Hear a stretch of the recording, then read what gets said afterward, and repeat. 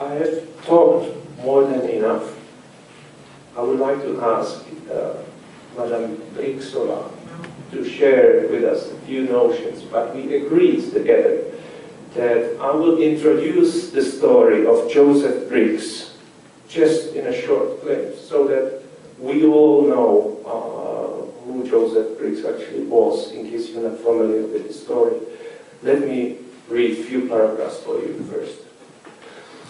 Well, Flight Lieutenant Joseph Bryks was born in 1916 in a village called Vlašťany in former Czechoslovakia. He was a soldier and a fighter pilot who went abroad in the beginning of the Second World War to fight against Nazi Germany. He served with the Royal Air Force, but his aircraft was shot down and he was captured. He tried to escape several times, succeeded 3 times, but finally was always caught.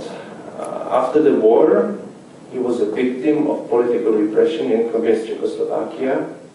He was imprisoned in 1948 and he was sent to forced labor camps and uranium mines. Joseph Bryks was arrested for preparation of his escape abroad in 1948. He was judged by a military court and he was found innocent because communists had no control over these courts yet.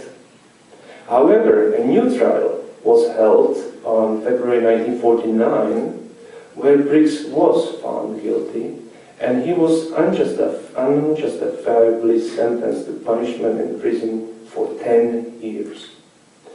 Protests by his wife against the injustice were addressed also to many politicians and political leaders, including former Czechoslovak communist leaders in Czechoslovakia, without a single response. According to a custodial document, Bryks tried to escape from the communist prison. This is why he was sentenced to additional 20 years. So in total, he was sentenced to 30 years of prison. And finally, he was moved to Jáchymov, to uranium mine called Equality. He worked hard because he supported his family and his ill father, sending earned money to them. Communists prohibited sending the money to his family in December '55, and Bryks returned to resistance behavior. His health became worse and he suffered a heart disease. He died of myocardial infarction in 1957 in the age of 41 years. His remains were not given to his family, and Joseph Bryks was secretly buried at a cemetery in Prague in 1965. It is only 1 year ago since Czech historians found the place where his ashes remain. Madame Bryks did not know what happened to her husband until 1991, when she visited Czechoslovakia for the first time since 1948. Just recently, she received her Czech citizenship back. Ladies and gentlemen, Madame Trudie Bryks, the floor is yours. Well, I'm very happy to be invited to this panel discussion today and to let the Czech people know that such a tragedy should never happen again. That when they go to vote for candidates running for office, they should really scrutinize their motivations in running, and you should find out what policies they are going to pursue that suits the best interest of Czech citizens. It's very important that people study these people who have ambitions that are contrary to a civilized society.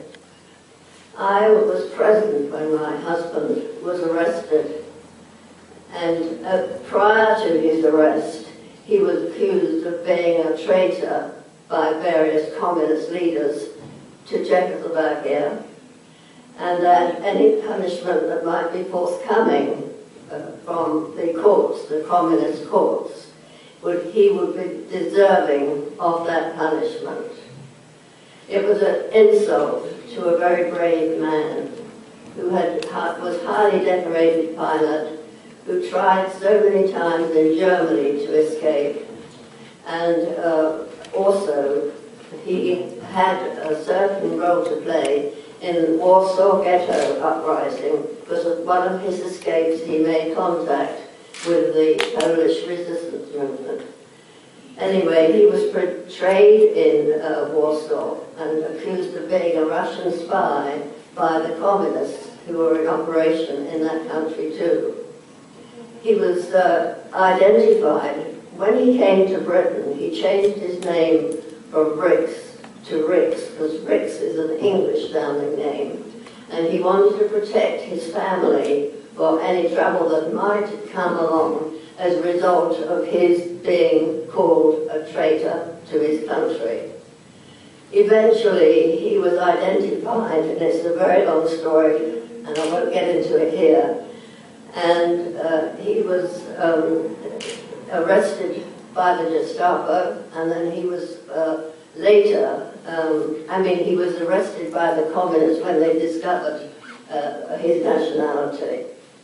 It was a terrible time because I didn't marry him until after the war. I was the WAF in the Royal Air Force, and I knew him only 3 weeks before he was shot down. And the correspondence between us was very, very limited because he was always changing his name, but I could recognize his handwriting, and I knew that the letters were coming from him. And he had about 4 or 5 different aliases. That was under German, when the Second World War was on. He was acclaimed, he came to my house after the war, and I hadn't seen him for 4 years. And I was working in Airman Street on codes and ciphers, and it was very secret work, and we had long evening shifts. And I came home because building in London at the time was very limited because there were devastating bombings, and as you probably know. Anyway, I returned home, and when I knocked on the door, my mother said, "A strange gentleman is here. We don't understand him." And he said, "He's a friend of yours." So, and his name is Joseph, you see. So I thought, oh, he's waiting at the bus stop for you. And so I walked to the bus stop, and there he was. And on the way from the bus stop to my home, he asked me to marry him. I said, "I haven't seen you for 4 years, but we have to get to know each other again before I give you my answer." Well, eventually, we got married. I came to the Czech Republic in November 1945, and I thought that our future was secure, and I was in for a happy life, and I was pregnant, and I had a baby. And life was a little different from the culture in England, but we managed it. I mean, when you marry someone from another country, there's always a culture clash here and there, but it was never serious.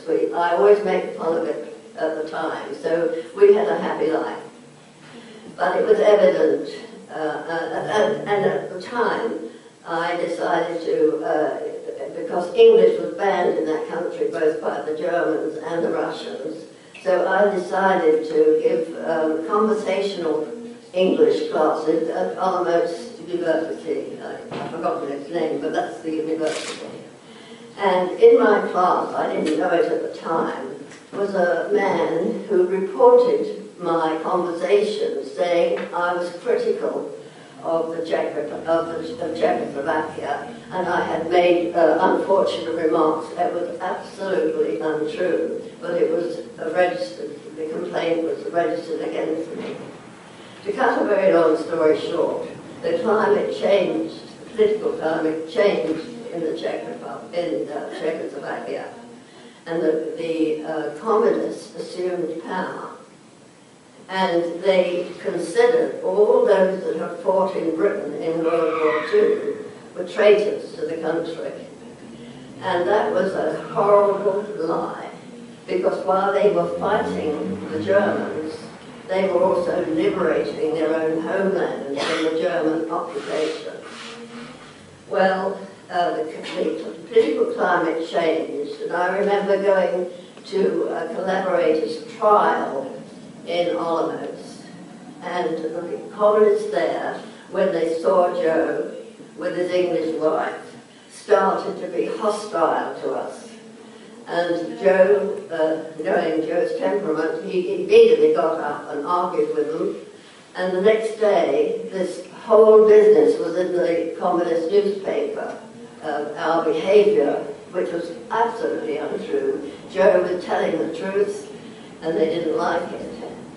So shortly after this incident, one night, there was the front doorbell rang.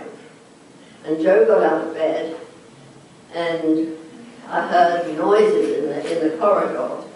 And he came in again. He said, "I'm being arrested." And this was after midnight. And I said, "Arrested?" So he said, "Yes." And then the three men came in. One had a gun, and the other two were accompanying him. And I was really angry, and I yelled at them, "Why are you arresting my husband? He hasn't done anything wrong." And he said, "Madam, we only want him for questioning." I said, "Where are you taking him?" "Oh, we will notify you in due course." And so outside our apartment were two sedan cars and two guards in each car. And Joe was bundled into one with two guards sitting next to him. And I saw down the road where an English friend of mine who married a Czech was also being arrested the same night. And, oh, I forgot to tell you, when Joe was arrested, he pressed something in my hand. And I thought, I'm not opening my hand until the wretched people go. And when I did, it was dollars, because he intended to escape to the American zone of Germany and to leave the country. So I ran down the street in my 90, and there was a whole gang of police outside the door. And they tried to prevent me from going in, but I wasn't having any. I pushed them and got in, and there was a policeman outside the apartment door of my friend. And she was in a state of shock, as I was really, because I'd never seen an arrest in my whole life. And I said to her, "Get any dollars that Joe might have," because her husband was Joe. And I said, if they find American dollars in his hand, it's more evidence against both of them. So she put the dollars down the toilet, and then he was carted off, and he got into the second car.